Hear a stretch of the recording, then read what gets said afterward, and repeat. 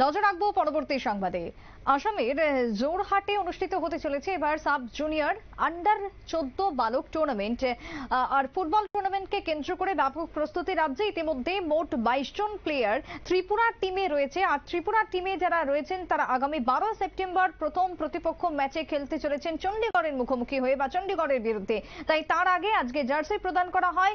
TF এর সহসচিব Tapan Saha, vice president Amit দেব এই বিষয়ে বিস্তারিত জানিয়েছেন এবং তারা আজকে জার্সি তুলে দিয়েছেন। কি বক্তব্য উঠে আসছে উমাকান্ত মাঠ থেকে, শুনুন। অনূর্ধ্ব 14 বিভাগের সাব জুনিয়র টিম আসামের জোরহাটে যাচ্ছে সকালে।